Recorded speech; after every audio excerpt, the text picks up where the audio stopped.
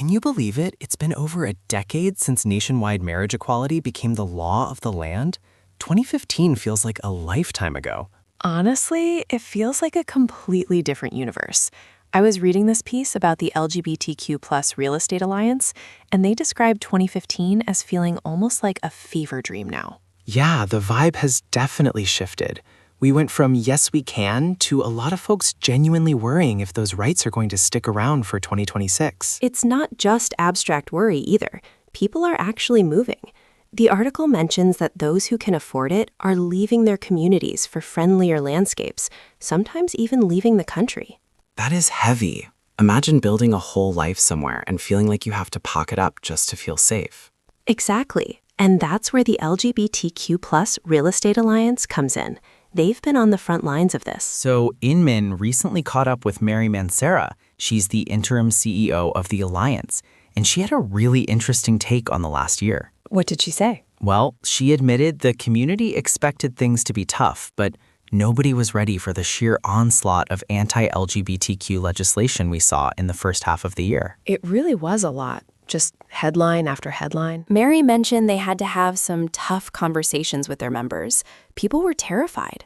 Right, and the Alliance had to kind of level set expectations. They had to remind everyone, hey, we aren't a general civil rights group. We are about housing. That's a crucial distinction. Their lane is fair housing and a discrimination-free home ownership experience.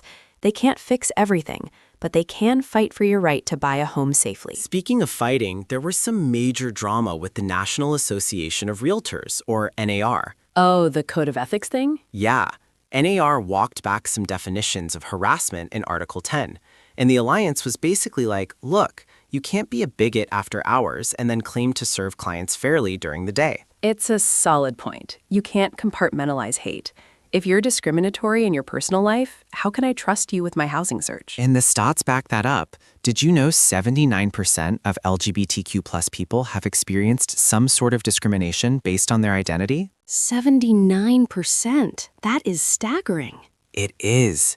That's why the Alliance actually published a moving guide specifically for transgender and gender-expansive people. That's so practical, but also kind of sad that it's necessary. It helps people find states where they aren't just tolerated, but actually safe. So is the fear still at an all-time high? What's the temperature now? Mary had a great phrase for this. She talked about the attention economy. Oh, I like that. Yeah, she said fear dips and swerves based on what the administration is doing. But she also noted that not every threat actually happens.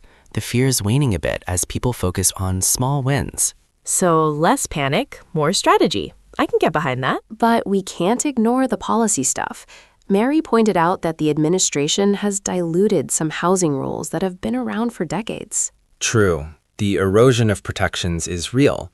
But at the same time, business has to go on. Right. Agents still need to sell houses. People still need to move.